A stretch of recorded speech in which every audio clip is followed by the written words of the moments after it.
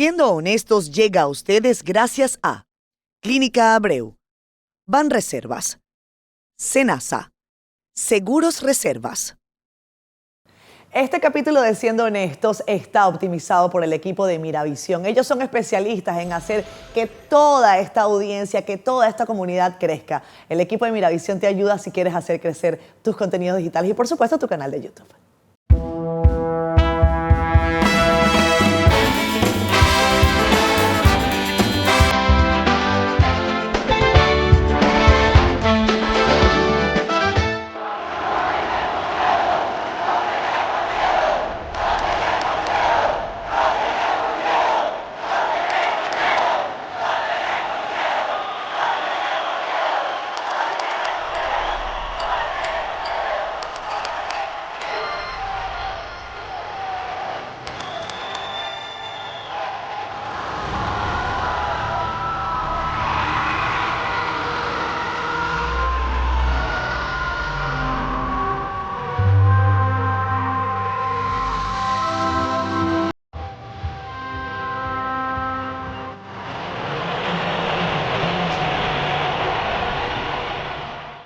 Amigos de Siendo Honestos, les habíamos prometido que haríamos este programa en nuestra cobertura permanente del proceso político que vive Venezuela en las últimas semanas y que ha contenido en los últimos días una elección presidencial con resultados ampliamente cuestionados por la comunidad internacional y que están siendo cuestionados en las calles de toda Venezuela. Un resultado que, como vieron ustedes en las imágenes, desde el punto de vista oficial del Consejo Nacional Electoral, favorece a Nicolás Maduro, quien debería quedarse en la presidencia bajo la Constitución venezolana por lo menos por los próximos 6 años, a menos que le hagan un referéndum revocatorio a mitad de mandato. Lo que hemos visto en las últimas horas es un país crispado, un país en el que la esperanza pelea permanentemente con dosis violentas de realidad, así lo creo, y en el que yo, al igual que miles de personas en el mundo, tenemos que agradecer la solidaridad tremenda, inmensa, de todo el que nos ve, que nos escucha y que nos lee. Y hoy yo quiero además dar las gracias al pueblo dominicano por esa solidaridad hermosa. Ha sido realmente reconfortante saber que tienen un abrazo hacia la democracia y hacia el espíritu de la gente de bien. Y hoy quiero dar las gracias también a Nelson Espinal Báez y a Yatsel Román, que nos van a acompañar en este programa para analizar ya no qué va a pasar en las elecciones, sino qué fue lo que pasó en las elecciones presidenciales en Venezuela. En el programa anterior teníamos a Raniero Casoni, pero todavía entiendo que está en Venezuela, que está haciendo, bueno, fue a votar y creo que se ha quedado unos días allá. Pero qué bueno, Yatsel, tenerte aquí. Eres un gran amigo, especialista en temas de derecho internacional, con énfasis importante en asuntos históricos que creo que nos ayudan a determinar también lo que pasa. Y Nelson Espinal Báez, ustedes lo saben, es un extraordinario analista político, especialista en negociación, acreditado además por la Universidad de Harvard, y lo leemos siempre en artículos de prensa. Gracias a ambos por estar aquí. Un placer. Bueno, una introducción un poco extensa y quiero que ustedes por favor me ayuden a determinar o a pensar exactamente qué pasó. Voy a empezar con, recordando lo que me preguntaste en el programa anterior. Yo dije, yo espero que gane, que se gane, que la oposición gane, yo creo que están todas las condiciones, pero recuerdo que te dije, pero yo no analizo desde el deseo. Yo no analizo desde el deseo, cuando yo hago análisis soy crudo y debo tratar de ser crudo, porque cuando tú vas a un laboratorio y te dicen que el colesterol está alto, no te dicen que el colesterol está alto. Y dije en aquella ocasión, en este encuentro aquí contigo, siendo honesto, algo así como, pero espero de todo del régimen chavista. Y dije también, los cubanos están adentro, controlan los organismos de inteligencia y es posible que hagan lo impensable para quedarse en el poder. Termino de citarme para lamentablemente decirte que sucedió esto. Digo lamentablemente porque no es lo que queremos, pero fue lo que pasó. Fue lo que pasó y uno analiza eso. La situación fue torpe. Quiero felicitar al Centro Carter, que ha dado una muestra de veeduría profesional, imparcial, detallada de los sucesos en Venezuela. Ahí explica con profundidad. El Centro Carter, quiero decirlo, tiene autoridad, tiene una profunda relación y vínculo con Venezuela. Quiero recordarle a los amables televidentes que en el año 2002 se arma la Mesa de Negociación y Acuerdo de Caracas, coordinada por el Centro Carter y por la OEA. Con participación de Leonel Fernández en esa ocasión. Sí. Y en aquella ocasión, el Centro Carter, con Jimmy Carter a la cabeza, y mis amigos Francisco Díez, que fue el coordinador de la mesa, William Ury, socio y profesor en Harvard, gran amigo, todos colegas del mundo de la negociación. Yo colaboré con ellos incluso. En aquella ocasión, el Centro Carter, como diríamos, pone arriba de la mesa una opción de ganancia mutua. Y la opción de ganancia mutua fue el referendo, el famoso referendo revocatorio. Se discute, se negocia cómo va a ser ese referendo y culmina con un proceso electoral de la decisión o no de un referendo. Claro. En aquella ocasión, 2002-2003, gran parte del pueblo venezolano estuvo molesto con el Centro Carter porque decidió ser veedor del proceso electoral del referendo. Sí. Y lo avaló, dijo que estuvo bien hecho. Es decir, el Centro Carter tiene años trabajando en Venezuela, tiene una autoridad moral importante y ahora, al pasado de los años, con los vínculos que tiene, ha dado un reporte sobre este proceso y ese reporte habla con claridad de todos los errores, de todas las trampas y de todos los procesos no santos que se dieron en Venezuela recientemente. Yatzel, ¿qué pasó en la elección? Por ejemplo, le escuchaba a Ricardo Hausmann, que decía que el gobierno decidió robarse la elección. Sí, bueno, primero el Centro Carter, que como bien menciona el profesor, tiene un amplio historial en Venezuela, al punto de que ese proceso del 2002 al 2004, que el doctor Leonel Fernández en su artículo Mi presencia en Venezuela resume cuando se le invitó como facilitador en aquel entonces, al haber dado una opinión favorable, 20 años después frecuentemente se escuchaba a todos los integrantes del chavismo decir nuestro sistema está avalado por el Centro Carter. Entonces, al emitir esa opinión se cae uno de los principales, vamos a decir, soportes de la propaganda. Ahora, tú estás haciendo una pregunta concreta, directa, clara y precisa. ¿Qué pasó? ¿Qué pasó? Se proclamó de manera unilateral a un ganador sin que exista resultados que así lo avalen. Y, de nuevo, probablemente los tres que estamos aquí sentados teníamos y mantenemos un deseo en una dirección. Sin embargo, seguramente los tres que estamos aquí sentados somos demócratas, que sabemos que si eso no es avalado por una participación popular verificable, entonces lo que nos tocaba era aceptarlo, aún nos pareciera detestable el resultado. Correcto. No obstante, en este momento no se ha revelado absolutamente nada, al punto de que países que uno pensaría tendrían quizá no necesariamente afinidad, pero por lo menos algún tipo de cordialidad con las autoridades chavistas, han expresado que esto es inaceptable. Nadie puede poner en duda ni por un segundo las credenciales izquierdistas de Luis Ignacio Lula da Silva, nadie puede poner en duda ni por un segundo las credenciales izquierdistas del gobierno en España. Sin embargo, estos han pedido justamente que se revelen los datos, que yo quiero explicarle un poquito a la audiencia. Sí. Perdón, y la Internacional Socialista. Claro, la Internacional Socialista, que de por sí vale la pena tomar en cuenta que tres de los partidos tomados por la judicialización del régimen son miembros de la Internacional Socialista. Estoy hablando de históricamente Acción Democrática, Un Nuevo Tiempo, Partido de Desprendimiento de Acción Democrática y desde luego también Voluntad Popular. Internacional Socialista que la preside a nivel global el presidente del gobierno de España, Pedro Sánchez. Pero quiero explicarle un poquito a la audiencia, y el profesor también conoce esto muy bien.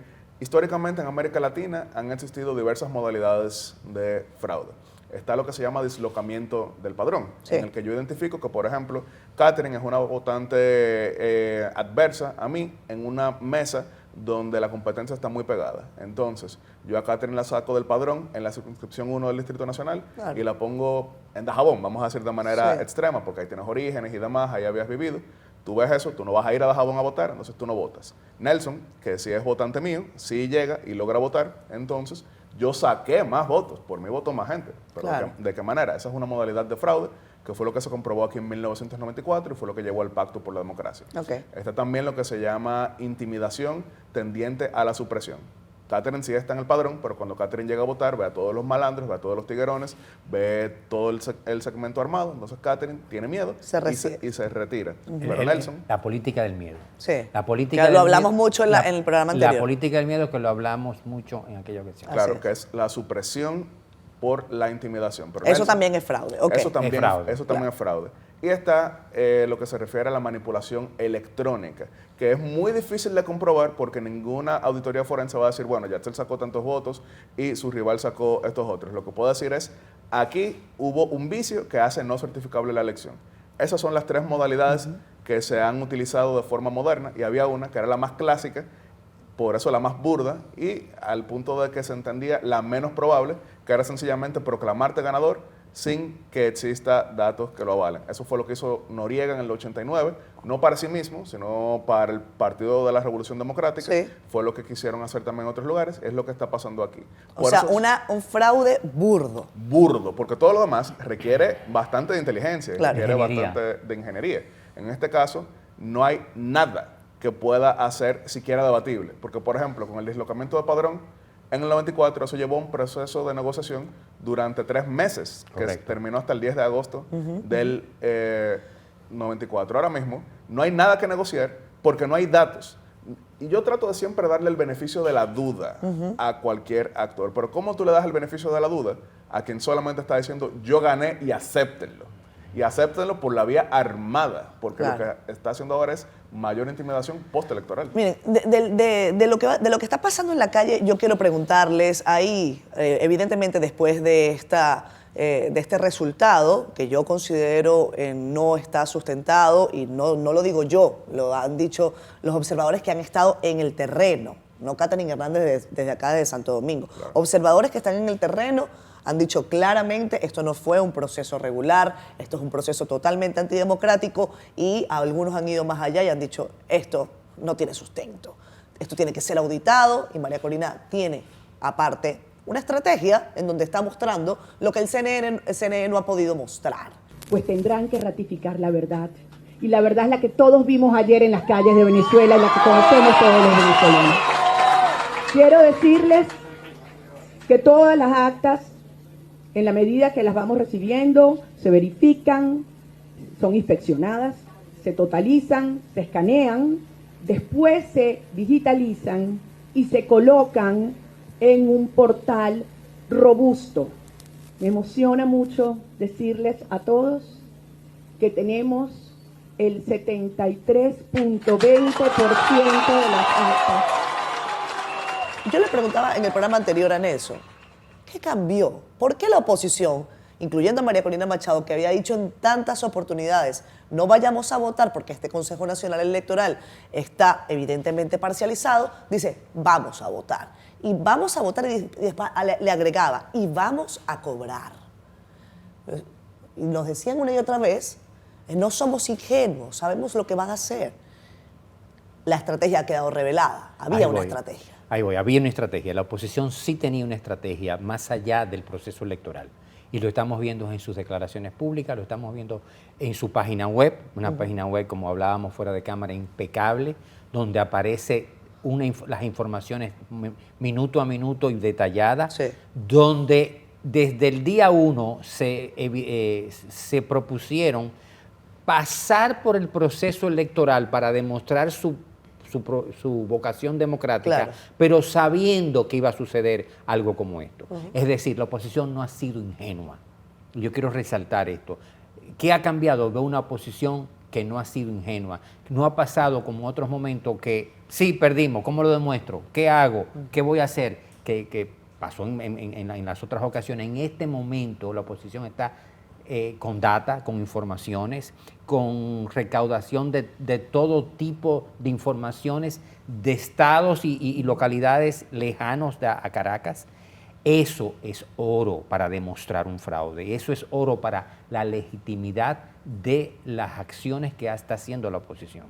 Eso es demasiado importante y eso yo no lo había visto en el proceso venezolano. ¿Cómo lo ves tú, Yatzel? Anteriormente. Yo coincido Brevemente, que tengo que irme a pausa. Yo coincido plenamente porque a lo largo de 25 años nunca había visto tanta inteligencia de parte del sector democrático, porque por ejemplo, hay algunos que en todo momento cuestionaron la participación electoral, sin embargo, teniendo en cuenta que todo apuntaba que iba a ser una victoria tan aplastante, que iba a ser imposible esconderla, porque uno puede manipular en las mesas un punto y medio, pero tú no vas a manipular 30 puntos. Es lo que yo decía, como tú rebanas, Claro. eso es lo que están diciendo las encuestas. Y eso es lo que tú... permite el proceso de presión para cobrar. Ganar las elecciones yo creo que nunca estuvo en duda. Ahora, cobrar es lo que se puede lograr cuando tienes una victoria tan amplia, porque miren, tú puedes buscar a Pitágoras, tú puedes buscar a Einstein resucitado, tú puedes contratar a Bill Gates, tú puedes traer a quien sea y no hay forma de que en un proceso electrónico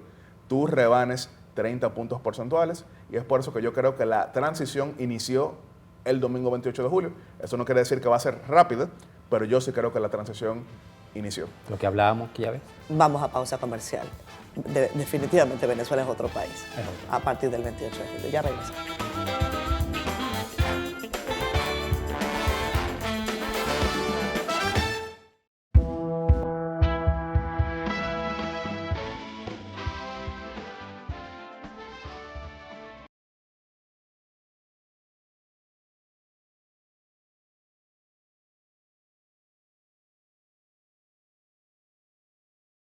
Regresamos con más. ¿Vieron ustedes esas imágenes? Es la gente en la calle.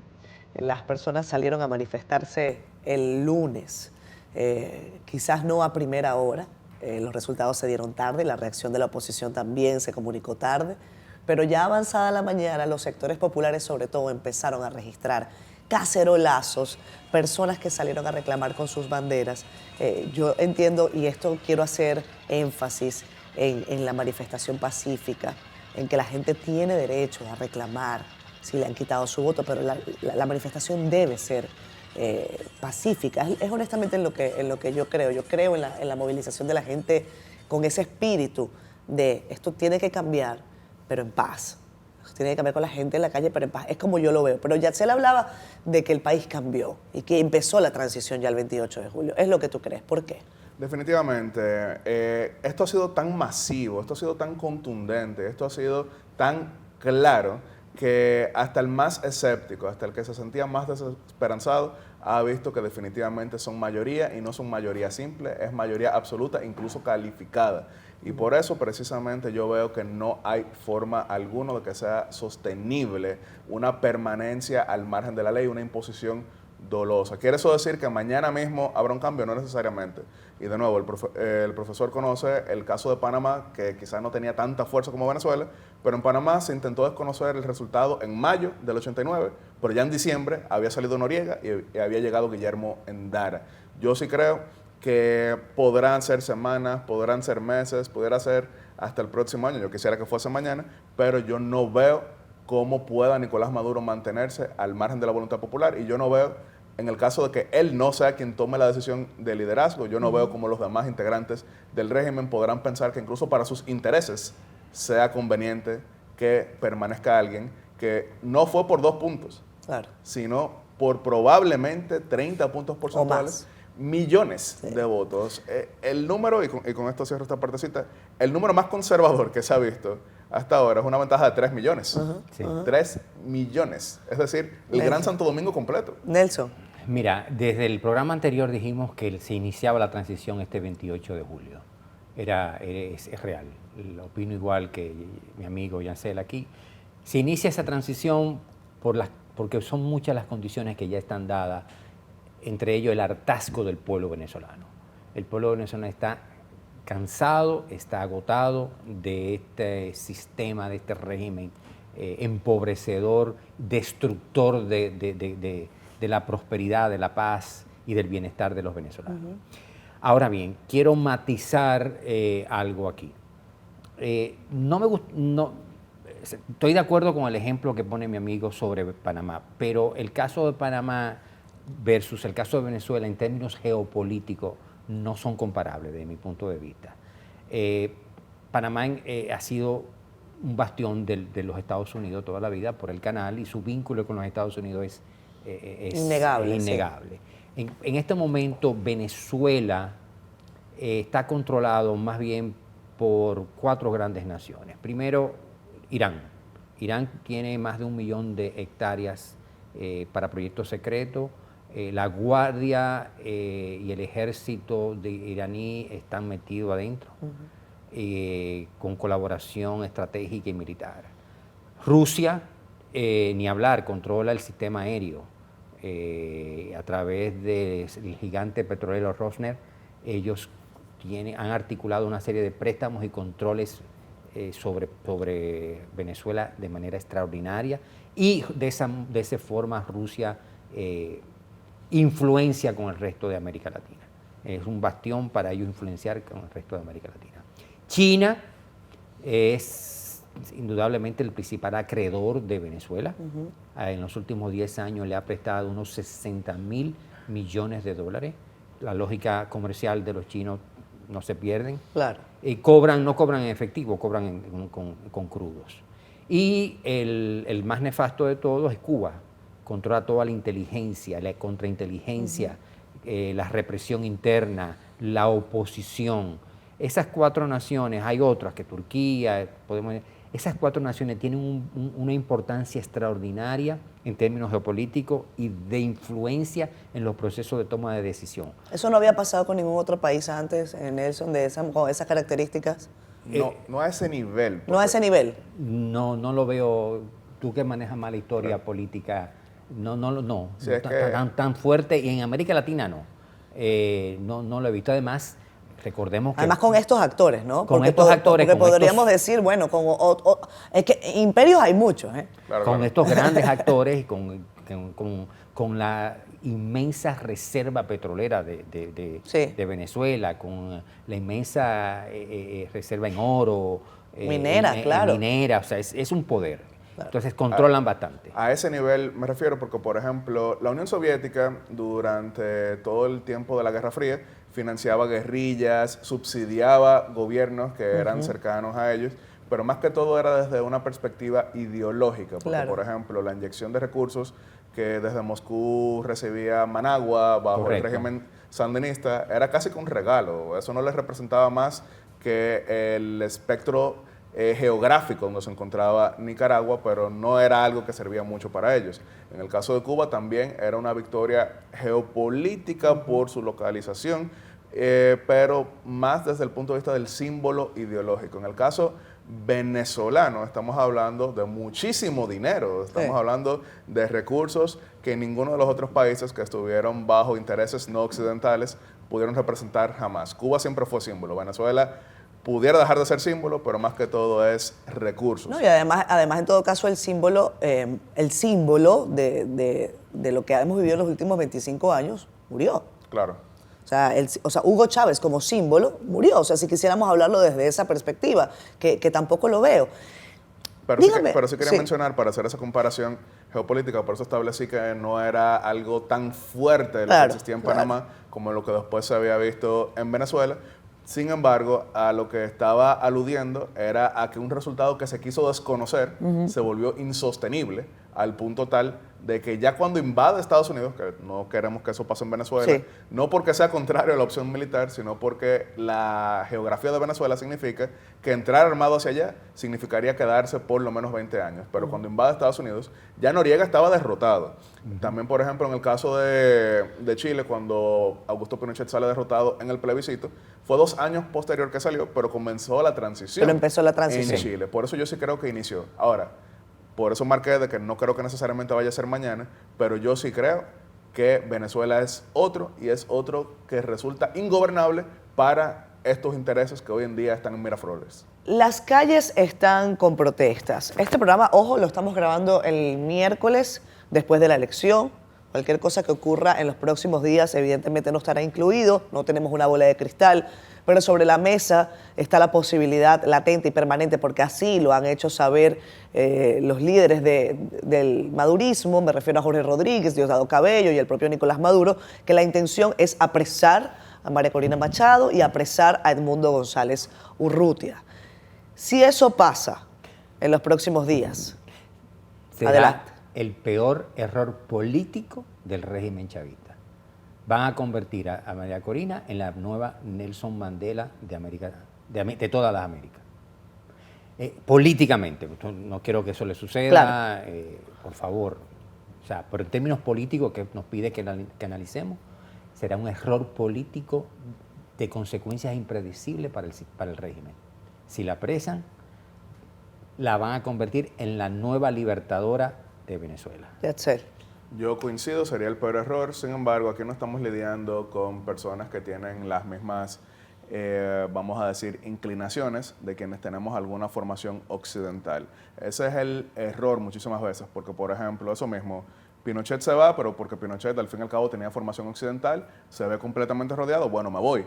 En el caso también desde el punto de vista de Panamá, bueno, nos vamos. En el caso de Guatemala, nos vamos. En el caso de El Salvador, bueno, nos fuimos. Pero quien tiene la formación marxista-leninista entiende que el peor pecado del revolucionario es entregar el poder.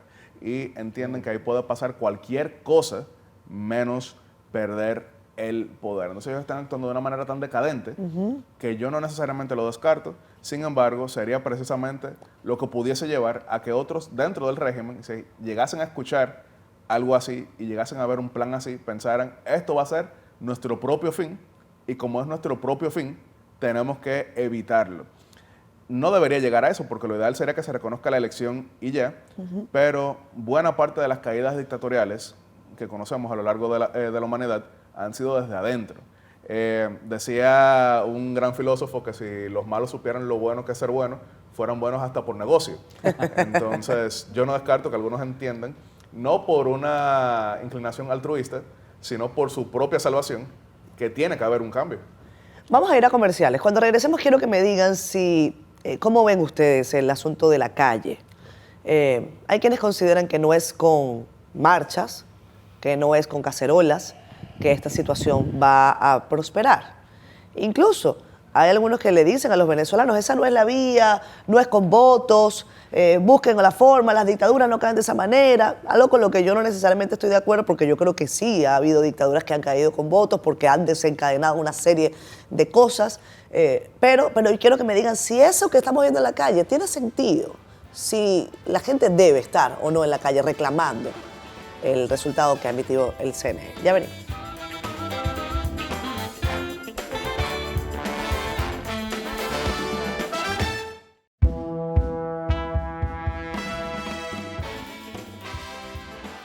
Estoy molesto, vale. ¿Por qué? ¿Por qué? Porque estoy cansado ya, son 24, 22, 23 años, 24. Cada uno este gobierno, vale, de corrupción, hacer lo que les da la gana, camionetas importadas, todo, y nosotros pasando roncha, dándonos una bolsa que yo lo que hago con esa harina es cambiarla por mango, por cambur. Nicolás Maduro, vete, ya, abandona, vale, haz lo que te dé la gana, pero vete, ya el país no te soporta más, por favor. Yo estuve hospitalizado y tuve que comprar todo, porque mi hermano me lo mandó de México, para yo comprar, aunque fuese una jeringa, para intentar, me tuvo que mandar. Este programa además viene con una serie de videos y audiovisuales para que los que de una manera u otra no le han hecho el seguimiento a esto, cosa difícil porque las redes están inundadas de material, cosa buena, porque hay mucha censura en Venezuela, nos hagan comprender un poco lo que está pasando. El señor que escuchábamos en la parte anterior decía, estamos cansados de esto, tenemos 25 años en esto. Esta gente nos pasa por al frente con camionetas importadas mientras nosotros estamos pasando roncha. Mientras yo no tengo ni para ponerme una inyección, mi familia tiene que mandarme dinero para yo poderme operar y sin embargo estoy pasando las de Caín. Por gente que se nos acercó durante los días acá que me decían, yo lo que quiero es reencontrarme con mi familia, yo lo que quiero es ese abrazo en casa. Entonces la gente está indignada porque siente que su decisión ha sido vulnerada, que su voto ha sido cambiado. Entonces la pregunta es si si la calle vale la pena o cómo le decimos a esa gente, está bien que le robaron, quédese en su casa. Yo soy de opinión que la movilización debe continuar. Yo soy de opinión que la movilización pacífica debe dejarse ver en el mundo. Soy de opinión que la plaza pública, que la conversación pública debe ser fuerte, no violento, pero sí firme. Los pueblos, la movilización de los pueblos son lo que determinan al final de cuentas el curso de la historia, el curso de los gobiernos. En Venezuela tradicionalmente ha habido movilización y contramovilizaciones, el chavismo versus el pueblo. Incluso recuerdo escribir un artículo como la izquierda llamaba al pueblo porque era chavista y descalificaban al otro pueblo. Lo llamaba el pueblo bueno versus el pueblo malo. Una forma maniqueísta de descalificar los deseos de libertad del pueblo venezolano. No, yo creo que sí, que es importante esa movilización pacífica. Es una derrota moral, es una derrota simbólica para el chavismo, es una derrota importante porque tradicionalmente las izquierdas han tenido el pueblo a su lado. Cuando eran regímenes de derecha, cuando eran los militares de derecha, lo que imponían con las armas, su voluntad, entonces, y que todos nosotros estábamos contra eso, algo lo quiero decir claro. Así es. En aquel momento era la izquierda que se movilizaba y apoyábamos esas movilizaciones en esos momentos. Hoy es igual porque es un régimen dictatorial igual. Esta vez supuestamente de izquierda, no, para mí no es de izquierda, esto no es izquierda. Claro. Supuestamente de izquierda, por eso yo creo que sí, que es positivo y que sí tiene que ser pacífica, tiene que ser una movilización pacífica, precisamente para que el régimen no aproveche dicha movilización para convertirla en un intento de conspiración contra la seguridad nacional. Pero lo están haciendo, ¿eh? Lo están haciendo. Lo están haciendo. Lo hacen siempre. Ojo, las declaraciones de Nicolás Maduro han sido: todos los jóvenes que hemos capturado son delincuentes, son muchachos que están en situación grave de droga, que les pagan $150, y están tratando de desdibujar el escenario a la lógica de ya no estamos hablando de elecciones, aquí lo que estamos hablando es un golpe de Estado. Correcto. Entonces, por eso te pregunto, Yadsel, ¿tú cómo lo ves, el tema de las manifestaciones en la calle? Yo coincido plenamente, sin embargo entiendo por qué hay quienes pierden cierto nivel de esperanza, porque Venezuela ha dado cátedra a nivel de movilizaciones a lo largo de su historia, ni siquiera solamente con relación al proceso dictatorial, sino que vemos diversos momentos en los que los venezolanos salieron a la calle para exigir el respeto a sus derechos y a exigir no solamente dentro de su país, sino que históricamente Venezuela también hacía manifestaciones en solidaridad con los pueblos oprimidos más allá. Entonces, todo esto contribuye. Si bien no se ha logrado hasta ahora una salida satisfactoria, lo cierto es que no estaríamos donde estamos de no haber tenido ese bravo pueblo, la tendencia a manifestarse. No estaríamos donde estamos si el resto de la comunidad internacional no hubiese aplicado sanciones. Déjenme meter un poco el acelerador acá, porque hay muchos temas y yo creo que el programa se nos puede acabar y no quiero que se me quede ninguno, o al menos tratar de abarcar lo más posible. El asunto de la observación. Hablamos ya del Centro Carter. En República Dominicana tuvimos un actor muy importante en el proceso, el expresidente Fernández, quien ha manifestado a través de un comunicado y coincide con otras posiciones en las que dice que haya forma de auditar esto. ¿Cómo evalúan ustedes la observación, no solo del expresidente Fernández, pero tratemos de hacer un énfasis ahí, dado que estamos en República Dominicana, obviamente? Ahí no hubo observación. Gracias, me lo quitaste de la boca. Ellos hablan de 603 acreditados, pero vamos a decir lo siguiente: el 98% de esos eran acompañantes políticos del régimen. El Foro de Sao Paulo, el Grupo de Puebla, el ALBA y demás.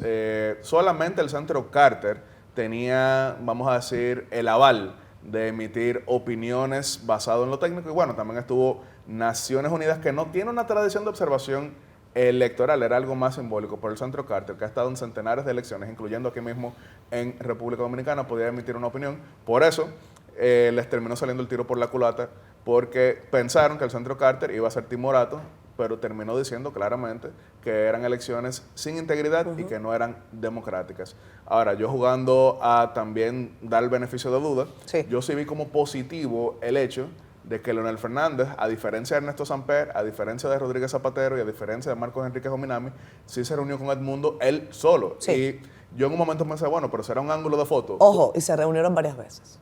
Publicaron 4 fotos y en todas salía solamente Leonel Fernández. Sí. Así que por lo menos yo sí tengo que decir que él intentó y parece estar intentando ser diferente. Así que yo no me atrevo a emitir un juicio con decisión final Sí. todavía en base a Leonel. Ahora, con Rodríguez Zapatero sí, con Enrique Jominami sí, con Manuel Zelaya definitivamente. Y yo he estado en 37 elecciones en 24 países y del único que me han expulsado es de Venezuela en el año 2015. O sea, y no lo digo martirizándome porque bastante claro, daño me hizo, tomando en cuenta que este es un país que requiere visa para muchos otros lugares. Entonces, cuando veían, bueno, pero ¿por qué te sacaron de ese? ¿Qué fue lo Claro. que pasó? Así que fue daño, no fui a martirizarme.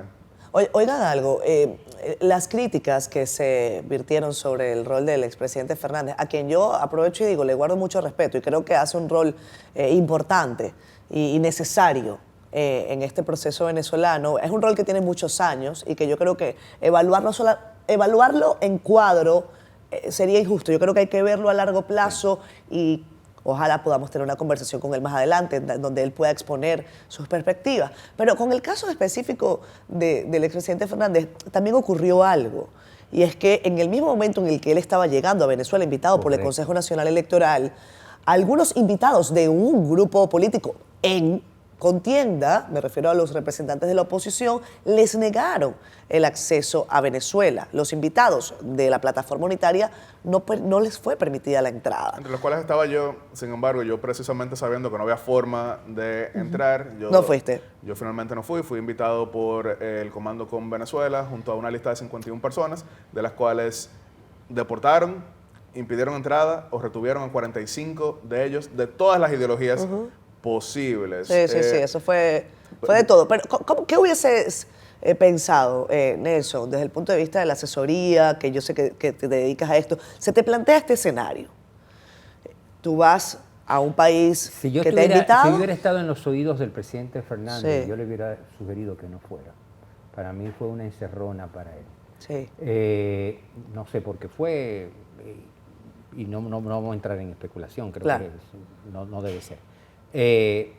Segundo, si fue llegar y decir esas declaraciones al principio de que había sido un proceso, una campaña electoral pacífica, fue innecesario esas expresiones, porque no fue una campaña electoral pacífica cuando la misma María Corina fue inhabilitada, cuando no podían hacer campaña, cuando iban a un restaurante y le servían comida, cerraban el restaurante. O sea, por favor, no Claro. avales un proceso como eso de entrada. Y eso le dio, para muchos, le quitó autoridad moral al expresidente Fernández, que yo le hubiese dicho, no diga nada, mejor, o sea, vamos a esperar. Hay que esperar, o Hay sea, que esperar. acompañar el proceso. Y tercero, para matizar todo esto, me pregunta que Sí. si yo hubiera estado como Sí, como asesor. claro. Yo hubiese dicho, bueno, presidente, espere el informe del Centro Carter, porque el informe del Centro Carter es más acabado y se va a ver, si usted habla hoy, el Centro Carter habla mañana, lo que diga el Centro Carter lo va a opacar a usted. Como efectivamente ha sucedido, la opinión del Centro Carter, tan abarcadora, tan detallada, ha apabullado cualquier opinión diferente. Además que el comunicado del presidente Fernández, que creo que está firmado sí, solo por él. No, por Samper por también. Samper también, sí, Sí, aquí está, lo tenemos en pantalla. En sus recomendaciones, el primer punto es mantener la paz, evitar todo tipo de manifestación de violencia. Segundo punto, que el CNE, tal y como ha sugerido el secretario general de la ONU, Centro Carter, garantice transparencia del proceso electoral, publicando la totalidad de las actas de escrutinio, desagregados por centros y por mesas de votación. Este primer paso es esencial y permite a todas las partes interesadas acceder a la información necesaria para revisión exhaustiva. Es crucial que dicho proceso sea percibido como imparcial y objetivo por todas las partes involucradas. Aquí a mí yo siento que faltó una palabra que es indispensable en este momento Inmediatamente. y es inmediatamente. Claro. Y falta que sea inmediatamente porque los procesos electorales, ustedes lo saben, tienen unos plazos, tienen unos momentum que si no se toman decisiones rápidamente, ocurre parte de lo que estamos viendo en la calle. Pero bueno, ahí les vamos a dejar en pantalla este comunicado del presidente Fernández. Ojalá podamos conversar con él un poco más adelante sobre todas las consideraciones que tanto él como su equipo creo que pueden tener como observadores o al menos veedores de lo que ocurrió en esta elección en comparación con otras elecciones. Yo creo que es distinto. Tú dijiste algo muy justo. El doctor y Yatzel también lo hemos hablado. Él ha tenido en el pasado un rol importante por el entendimiento del pueblo venezolano y eso tratar de verlo sin ver su trayectoria no es justo ni para él, claro, ni su estatura política, ni para Venezuela. O sea, hay que verlo hay que verlo como un todo. Hay que ver la fotografía completa, la película completa. Vámonos a comercial. Por eso es tan importante por eso es tan importante las recomendaciones que yo le hubiera dado. No, y por eso que ojalá también hubiesen invitado a más gente. Porque en la medida en que hay más observadores, también se diluye el peso que tiene una u otra parte. Correcto. Pero al imposibilitar la entrada de otras personas de cualquier litoral político, pues se ¿Qué complejiza. falta de transparencia? Claro.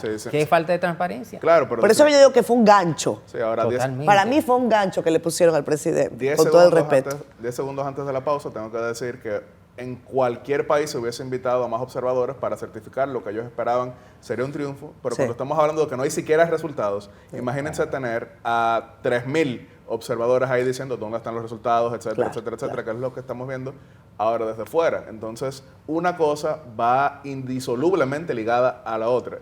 No permitir observadores porque no se está permitiendo ni siquiera que el pueblo venezolano allá tenga conocimiento de lo que pasó, porque ahora mismo los dominicanos entran a la página de la Junta Central Electoral y buscan los resultados de este 2024. Van a ver mesa por mesa en el país entero, en un Excel, qué fue lo que pasó, cuáles fueron los votos nulos, etcétera. Pero en Venezuela no se puede ver. Y aquí sin voto electrónico, aquí con voto completamente manual. Entonces, ¿cómo es eso posible? Vámonos a la comercial, ya regresamos. Sí.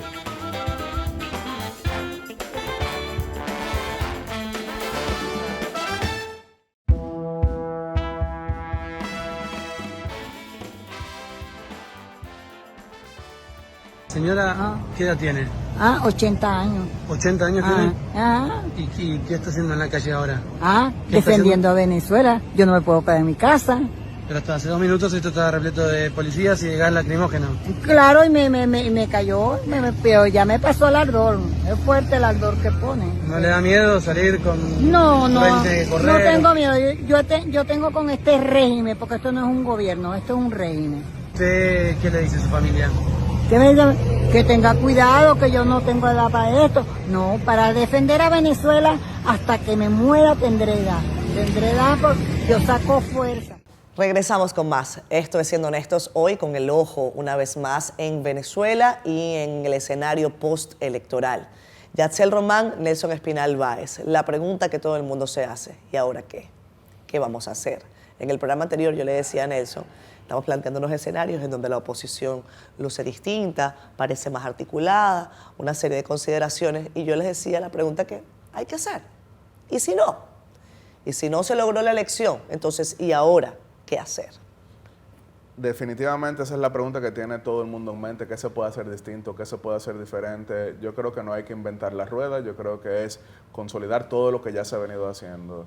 Pueblo pacíficamente exigiendo que se cumpla con lo establecido. Comunidad internacional también pacíficamente dando seguimiento, como por ejemplo en el momento que estamos grabando este programa va a iniciar una reunión extraordinaria del Consejo Permanente de la OEA. Actores también a lo interno de Venezuela, sabiendo que no se trata de, vamos a decir, aniquilar al otro, sino avanzar sin retroceder. ¿A qué me refiero con avanzar sin retroceder?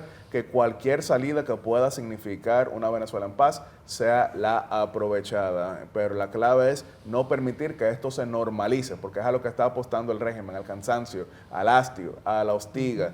Entonces, estas horas son clave y son lo que van a permitir que el proceso de transición que ya inició el domingo se vaya consolidando. Porque de nuevo, la apuesta del régimen, ¿cuál es? Que obviamente pasan los días y la comunidad internacional no le va a dar quizá el mismo seguimiento porque cada uno tiene sus problemas internos. Miren cómo el Grupo de Lima en su momento también se desarticuló. Sí. Así que esta semana es la que yo estoy profundamente convencido que va a definir la decisión, que ojalá fuese de Nicolás Maduro, pero que pudiera ser perfectamente de otros integrantes dentro del régimen. A eso estoy apostando. Más que todo, yo le voy a dar un mensaje a los venezolanos, a los hombres y mujeres de Venezuela. Manténganse unidos, manténganse coherentes con su lucha, con su libertad, con su democracia. Los pueblos que triunfan son los pueblos que se unen. Al liderazgo opositor, en el pasado demostraron mucha inmadurez, jalándose los moños unos al otro. Manténganse unidos detrás de Edmundo y de María Corina. La libertad y la democracia de Venezuela depende de la responsabilidad de cada uno de ustedes. Adelante. Coincido plenamente. Y yo quería así también aprovechar, ya no hablando como político, como analista, como diplomático, nada de eso, porque, Catherine, y tú que tienes tantos años de periodismo, que has cubierto esto de diversas formas, sabes muy bien que se peca de convertir en estadísticas lo que está sucediendo cuando estamos hablando no solamente de 7 millones de historias en el exterior, sino también más de una decena de millones a lo interno que han sufrido esto. Yo quería compartir una pequeña anécdota. A lo largo de mi carrera internacional me ha tocado viajar por 77 países y frecuentemente levantando la voz en el tema de Venezuela. En una ocasión yo iba a Colombia específicamente y me escribió por Instagram un muchacho que me venía dando seguimiento. De hecho, me había visto varias veces en Entre Políticos contigo. Y el muchacho me dice que quisiera, por favor, reunirse conmigo. Yo me reúno con él. El muchacho me cuenta que él había tenido que salir de Venezuela por la persecución que se desató, más que todo en el año 2014, pero arreciada en el año 2017. Y entonces, él había estado brevemente en Colombia, pero ya no le había ido bien. Había venido hacia acá, pero su mamá seguía en Colombia y él no tenía suficiente para ir frecuentemente a visitarle. Él quería pedirme por favor que si yo podía llevarle un chocolate que le había comprado aquí. Era un chocolate sencillo, no estoy hablando ni siquiera de un Toblerone ni nada de alto mundo, pero que él quería el simbolismo de mandarle un regalo a su madre a quien él no podía visitar. Eso a mí ¿Te conmovió? Me conmovió, más aún viniendo de un país que tiene una gran diáspora. Pero hay que marcar la diferencia. Nuestra diáspora, que desde luego valientemente contribuye con nuestra economía, 10% del PIB, pero tiene facilidades para venir y salir y no está saliendo por escapatoria. Entonces, buena parte de estas millones de personas que están fuera, que son familias divididas, que son parejas también divididas, no lo están haciendo solamente buscando un mejor futuro, sino que perdieron su país. Así que esa historia no es especial porque sea excepcional, sino que es especial precisamente por lo repetida que es. Y es el mensaje que yo le mando a todo el pueblo venezolano de que sabemos que sus historias son también nuestras historias, así que estamos en solidaridad. Y como dice el libro de Ruth, no me pidas que me vaya, que donde tú mores yo moraré, donde tú vayas yo iré, tu pueblo será mi pueblo y tu Dios será mi Dios. Eso une a Santo Domingo y Caracas. Qué bonito, gracias. No mencionamos a los militares venezolanos que tienen un rol interesantísimo, importantísimo, que sufren también de esto, ¿no? Sí. Que sufren también de la ruptura, que sufren también de este permanente hostigamiento en contra de gente que es igual que ellos, de personas que nacieron en el mismo hospital donde nacieron, que viven en el mismo barrio, que usan la misma agua cuando hay, que se bañan cuando hay agua, que van y tienen que hacer maromas para poder acceder a comida, a medicinas. Yo creo que el país debe reunificarse. Yo no tengo demasiadas lógicas de lo que va a pasar, no tengo una bola de cristal, nadie la tiene. No la tenemos. Nadie la tiene. Yo sé que muchas personas que ven este programa están esperando que nosotros le digamos esto es lo que va a pasar. Evidentemente no lo sabemos, sobre todo porque aquí estamos en un permanentemente juego en donde se rompen reglas. Entonces hay que rearmar escenarios. Sí sabemos lo que no va a pasar. Venezuela no será igual. Venezuela no es la misma, ni será la misma. Y yo no creo... Completamente. Yo no creo en un destino que nos espera sin importar lo que hagamos.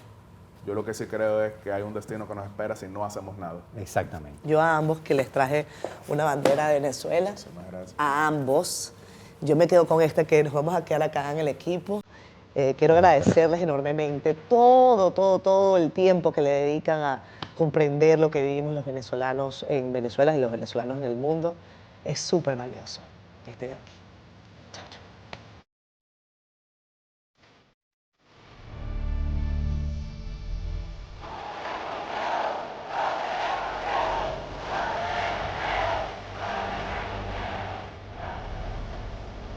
La verdad es el camino a la paz.